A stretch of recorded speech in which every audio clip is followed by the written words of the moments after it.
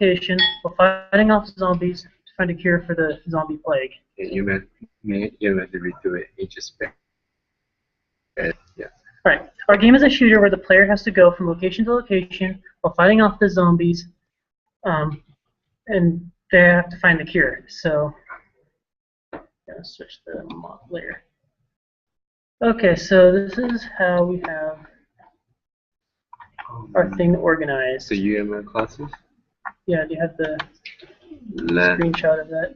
I think it's this one. Okay, so this is the model layer where this is basically deals with all the data that the program will handle, like the player stats and the items and the maps themselves. And it'll save all this information to the file when it comes time to save the game. All right, and then the control layer. Yeah. I can't find it. All right, we'll do. Yeah. Okay, and then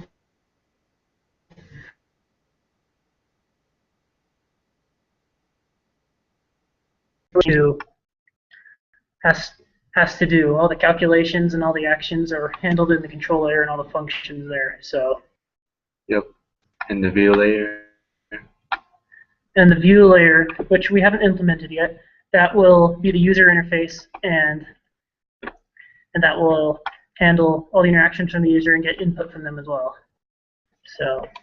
Okay, that's the one. And then the next we will do the ability to understand and read UML class diagram. Mm-hmm.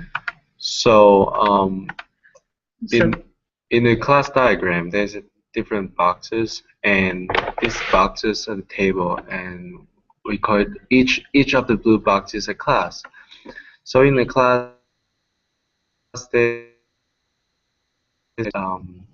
the control thing.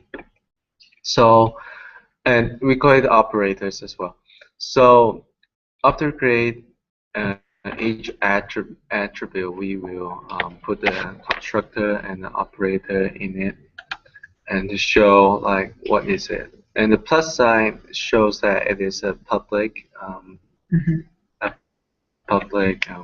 It's a public function. A public function. So yeah, these are just to get the variables. Yes, and for the minus sign is a private. So these are the private attribute in this class. Mm-hmm. So in each class has a relationship to each other, and so for here, this means there can be 0 to 1 player each time, and there could be from 0 weapon. Mm-hmm. So they're all linked together, and create a system and a game eventually. Mm-hmm. And that's our understanding of the class diagram. So the function we're going to walk through is actually in the control layer. Control layer. Mm-hmm. So kind of going to walk through the development of that. If we can, yeah. Okay, and in the zombie control, so here's the zombie control, right? Mm-hmm. Oh no, up above that. There we go, zombie control. And so we're going to kind of go through a little bit of how we developed the calculated movement speed for the zombie.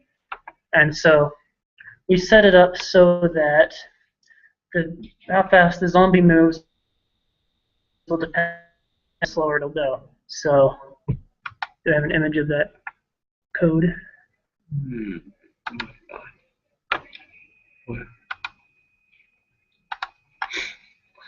I'll probably have to run through this again. Yeah, I think so. Wait, so do you want to just stop it? And just